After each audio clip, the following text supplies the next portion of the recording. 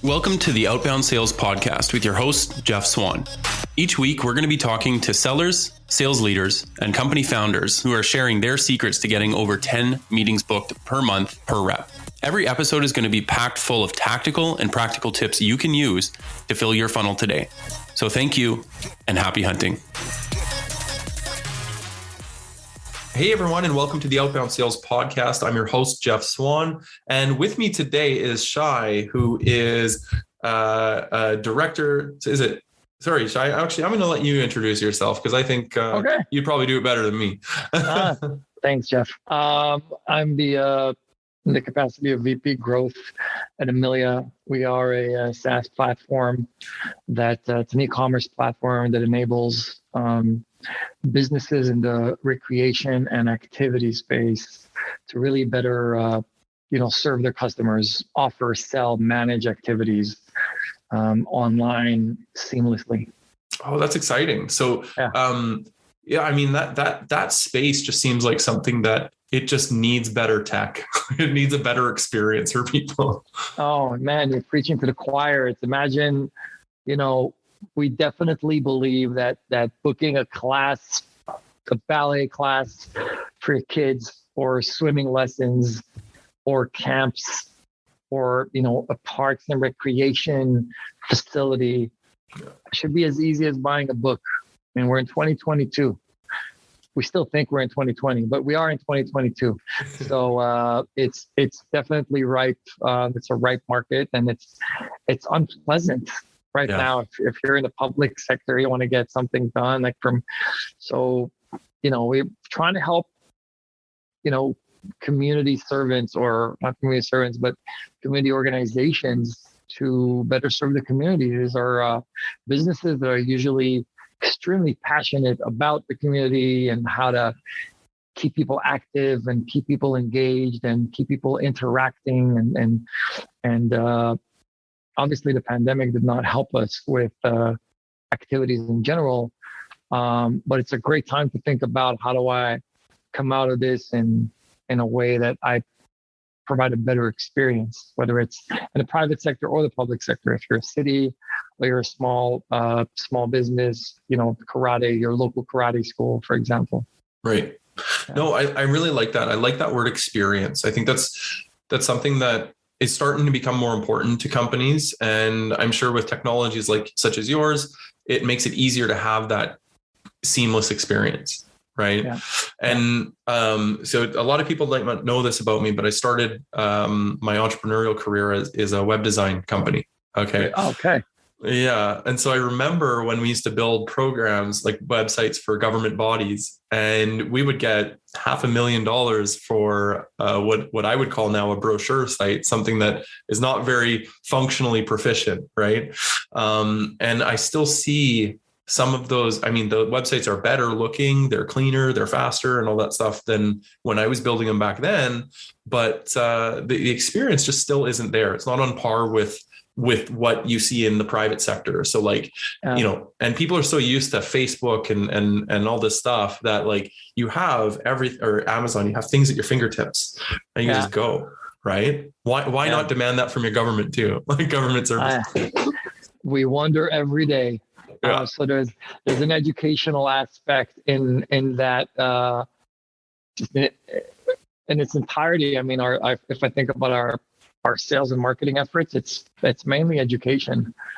What's holding you back from transforming, or not even transforming, becoming digital.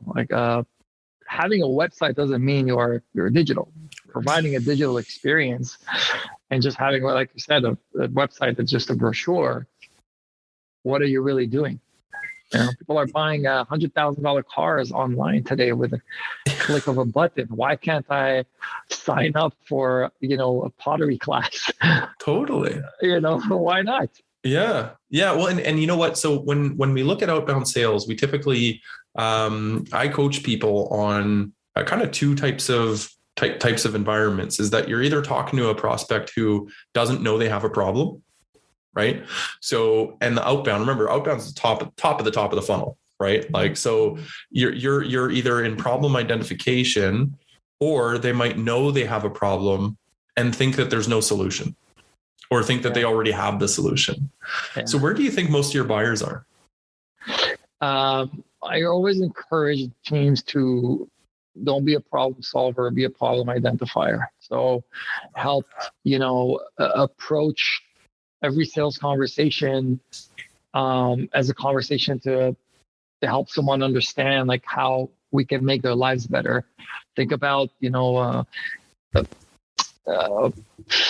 frontline worker or somebody who's doing the admin work for registrations, and they need to enter data manually when it could be done automatically. When you provide that kind of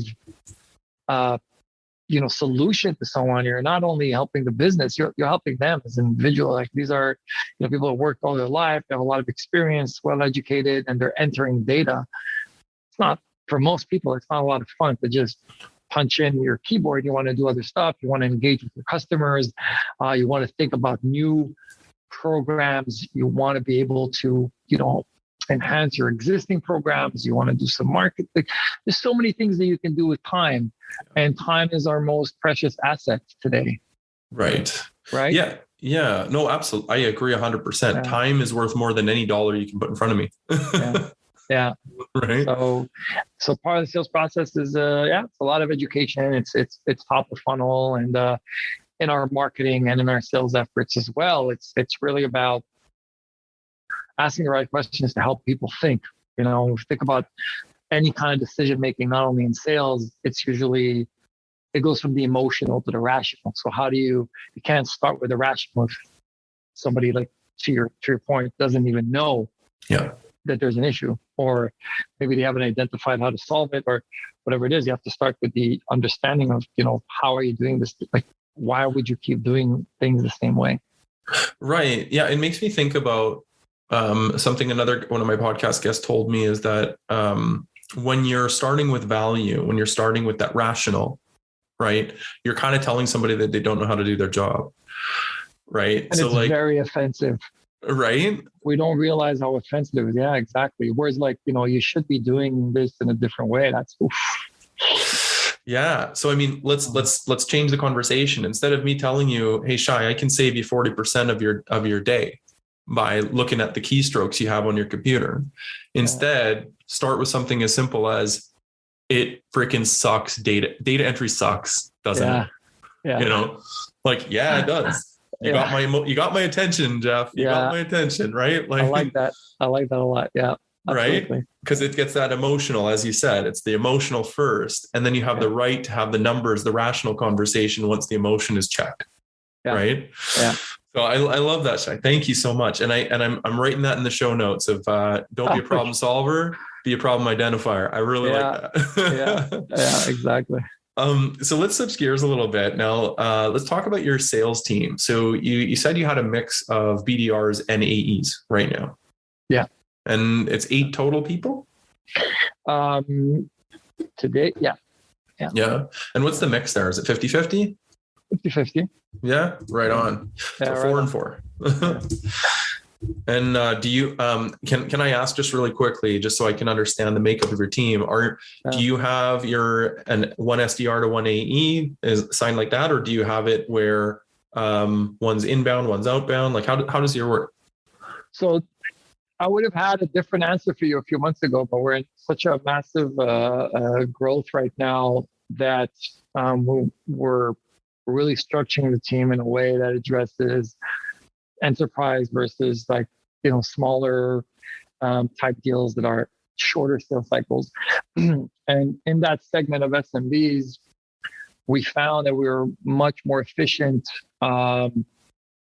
when we allowed the AEs to really go and do some of the prospecting themselves, and the development, the discovery as well.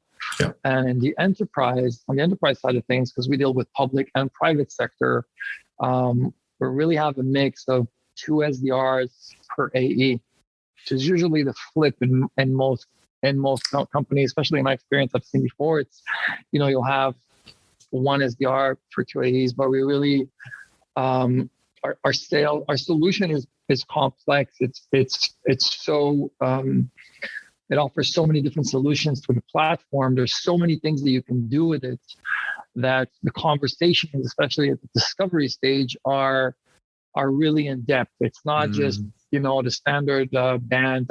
We're not there. We're really trying to understand how we can change the way they think about business, going back to education. So the discovery phase is such a crucial aspect, and a lot.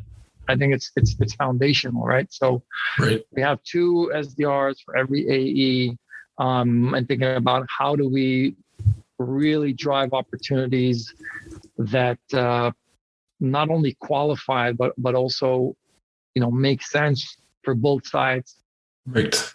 We're not trying to sell. Right. Where my motto is stop selling, start asking. We're not trying to sell. Yeah. The customer is going to make their own decisions. They're very informed. They have access to information. We really want to consult on, what's a better way to take your business, your activities and recreation business online. Right. Because most of them don't have a great experience, especially in the public sector. Yeah. So in that respect, then, so when we're looking at the end goal of what we're teaching people in this podcast is how best to get to 10 meetings booked a month or more consistently. Right. Yeah. And so that's why people tune in. So when I'm saying meetings, you're going to say discovery call, right? Like you're trying to book a discovery call. Right. Yeah. So if we want to simplify it, it's really that first formal meeting with a member of the sales team, going from, you have a qualified lead that says, hey, I want to talk to someone. Right. So that's right. Yeah. And so your goal for the team is to book 20 meetings a month, right? Yeah. Per seller. And when you see your reps not meeting that goal, like when reps don't hit that goal, what do you think their struggle is? Like, what is holding them back? I think it's a mix of a few things. I usually, if I learned anything, it's especially in sales, there's so many valleys and peaks that maintaining a level of passion and grit is not always easy. So frequent checkpoints, check-ins with your team is super crucial, and just really keeping everyone together, especially now it's so difficult working remotely. So keeping that spirit, just knowing that everybody's like going towards the same goal. Mm-hmm. Also making and repeating the goals, making them as simple as possible and as clear as possible on a continuous basis, right? We for me, a CRO is just like a chief repetition officer. Just keep saying, keep repeating the things and keep it in people's minds that, hey, we're all going towards this place. How do we push? How do we go together? Maybe 1 month I'll have, 20 meetings and my colleague will have 40. Okay. Well, I want to learn from them as well. So, really, so just to recap again, it's keeping everybody always informed and about the targets, making sure that we have frequent check-ins to maintain that grit, that energy, that passion. And in addition to that is, I'm data obsessed. Some people are data driven. I'm just data obsessed. I'm looking at every single touch point and engagement that we have with our customers. And it starts from marketing for me. It's looking at, how hot are the MQLs that are coming in. So that first contact that we have, whether it's automated or not with an MQL, like, are we getting them to come and speak to us? Did we create enough interest? Did we provide them with the right value, with the right messaging at the right time to the right audience, so that the likelihood of that MQL converting is higher? So whether it's to our emails, I look at our open rates, our click-through rates, so the conversion of our email sequences, our entire sales cadence, how many touch points does it take? How do we shorten it? Do we need to make it longer? Do we need more touch points? What is the right number of touch points? So just being obsessed with data is super important, because that helps me then identify maybe there's an SDR that's exceptional in their emails, but is struggling with cold calls. And you can see that with the data right away, right? Do I have an SDR that's making 100 calls a day, but only connecting with 3. So did we not support them in maybe allowing them to know, okay, when's the best time to make these calls in order to connect? Once they connect, what happens? How many of those connections convert? So then it's about, your intro and then coaching on. So data allows you to ask all these questions as far as I'm concerned, because as a leader, I think especially in the last 5 years, if I learned anything, it's not the rep, it's the manager. Right. It is. Yeah. So and that goes all the way up to the top, right? 100%. All the way up to the top. top. Yourself as a manager. Are you supporting this rep? Do they have everything they need? Do they know how to make the call, when to make the call, what to say, how to say? Do they have the tools? Do they have the content from marketing? And do they have enough support? Are they sending the right emails? Do they have the right tools for the emails? So I need all of that data. So it's making sure that people are, happy and together, making sure that the mission and the vision, the targets are super clear for them. Yeah. And using the data to know how we can help them. Oh, I really like that. You're talking about clarity, connectedness, and data. Like that's really it. I'm hearing that from you, Shai, and I really appreciate it, because I agree with those. Those are my passions as well. When you have unclear goals, when you have unclear plays, when you are disconnected from your team and you're not all moving towards the same target, it's so impossible to be successful. Like I know you're from Montreal. We're both Canadians. Like big hockey's huge. Yeah. And when you have a team that's disconnected, has a bad coach, has a bad general manager, the whole organization feels it. Right? Yes. They don't score goals. They Are you hinting something about the Habs here? No. Okay. I would never. All right. No, but when you don't have that good leadership at the top, then the whole team falters. Even when you have the best players in the world, right? Yeah. The Habs have one of the best players in the world. He's been one of the best in his whole career, Carey Price, and that one superstar player can't beat an entire team, right? Yeah. And so, with that said, if you look at your whole team and all the successes that you've had, because you've had a lot of successes, what would you say is one sales play that stands out in your mind that helps your rep to book meetings from Outbound? It's funny. So as late as today, actually, doing a quick training with the team, there's one thing I like to use. I call it Hawaii. Take me to Hawaii. So taking kind of taking the contracts of features versus benefits, but in a sales conversation, a how question followed by a why question. So how, why, and I'll ask the question about how, besides just the general assessment question about, tell me about your business, tell me about the challenges. So getting very specific, how are you solving this problem today? And getting that answer, and then, well, why hasn't this been resolved yet? I like that. So we're going back to what we just spoke about a couple of minutes ago, the emotional, or really the allowing ourselves to have a great conversation with someone and allow them to think about potential solutions, because you've identified a problem. I haven't solved anything. I've raised the problem that maybe you were not aware of.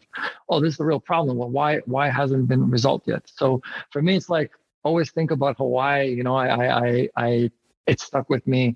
Been using it for many years. So for me, it's like, well, this is an impact question. Yeah. But how do I intensify it to actually raise the problem, to help them think and to come up with the solution themselves? I love it. Just as a side note, Shai, I got married in Maui on a beach. So what? Okay. Hawaii's like a big deal for me. Okay. All right. So I'm gonna take this and internalize it. I've already internalized it, but I love that, turning a how question into a why. How do you solve for this problem today, and why hasn't it been solved yet? Yeah.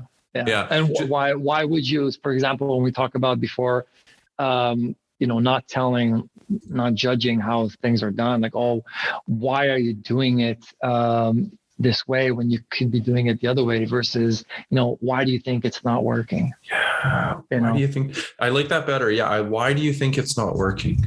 Because sometimes if we say, like, why haven't you tried something else. And I've heard that, and that's cringe for me, because that's, why aren't you better, Shai? Why aren't Yeah. you better? Yeah. Right? Like, why aren't you better? Why can't you be more like your sister? You know, and people don't want to hear that, especially when you're speaking with decision makers. Remember, in large scale deals, you're speaking to, decision makers and people that lead big functions and big teams. And why aren't you? That's a little bit of a faux pas, and you might lose the deal entirely based on ego. Yeah, you're turning people off with those questions. The way it's interesting. The way you ask questions is just as important as the questions you ask. Right, 100%. Yeah, like just one word can throw you off completely. Like you were mentioning data, and we're going to wrap up shortly. But when you're talking about data, I'm a huge email fan. Okay, so I started an email when you couldn't even track clicks and links. Okay. So long time ago. Oh, wow. Okay. Like a long time ago. Okay. So the thing about A/B testing, which is core to how I've done my whole career, is that just one word on an email can make a difference between 80% open rate and a 20, or reply rate of -0 to like a 20% reply rate, right? Yes. Like just one word. It's amazing how one word can make an impact. So, when you're talking, in my professional life in sales, I tend to do pretty well with my words because I'm very careful. My personal life, not so much. Ask my wife. But because we filter so much during the business that we have to let it all out. Totally. Like I am unfiltered Jeff when I turn off this computer and this camera. I'm unfiltered Jeff, and it sucks. But at work, I'm really mindful because this is what I teach people how to do. Right? Be mindful with their messaging. So I really like that. I'm going to write this down, put in the notes for the show. But no, I really appreciate you sharing this with me, Shai. And if I'm going to wrap this up, is the key things that stood out in my mind today were that when you're selling, don't be a problem solver, be a problem identifier. Yes. Make people think differently about what's happening in their world, not judged or wrong or bad, but differently. So that they'd be open to a conversation, right? Yes. Yeah. On that same vein is stop selling and start asking. Ask good, thought-provoking questions that make people think differently, right? And to add to that, it's funny because I started my sales career in a very long time ago, in the days of Glenn Ross, and always be closing. I was like a pep talk sales coach. And today I'm really all about always be curious. I love it. Always be curious. Yep. That's my new ABC. And if I can pass on that to the people that I get to work with and allow them to become better salespeople, then better. I love it. Yeah. I'm a huge fan of always be curious. I love it. Yeah. And so another thing that you mentioned is that when you're struggling, a lot of times when you see your team struggling, it's because they're losing that passion, that grit, and they might be disconnected for the main goal, or they might have unclear goals. So the way that you kind of solve for that is that you do regular check-ins to make sure that they're hype and they've got their passion and their focus and all that stuff. You create clear targets and use data to make sure that everybody knows exactly what's going on and where the fail points are, so that you can know where to coach. So know where they need support, right? Absolutely. And then finally, my favorite one of the day, I have to say, is take me to Hawaii. Baby. Back to my wedding, man. Back to that beautiful, wonderful time. Forget features and benefits and talk about how they're trying to solving their specific roadblocks today. And then why they think it's not working. Not why isn't it working, but why do they think it's not working? Yeah. Yeah. Or why hasn't it been resolved, or anything that really helps the reflection about what's the impact on your business. Yeah. I love it, Shai. Well, thank you so much for joining me. It's been a pleasure. If anybody wants to learn more about you, where can they go? LinkedIn, Shai Haddad. I'm always happy to connect and learn more. And thank you for having me, Jeff. Appreciate it. For sure. Awesome. Right. Well, have a great day and happy hunting, everybody. Happy hunting. Thank you for joining us for the Outbound Sales Podcast. We hope you learned something new that you can use today to start filling your funnel and leveling up your outbound sales game. If you're still looking for more support and guidance on how to get to 10 meetings or more booked a month, then go to outboundsos.com. There's something for everybody. Thanks and happy hunting.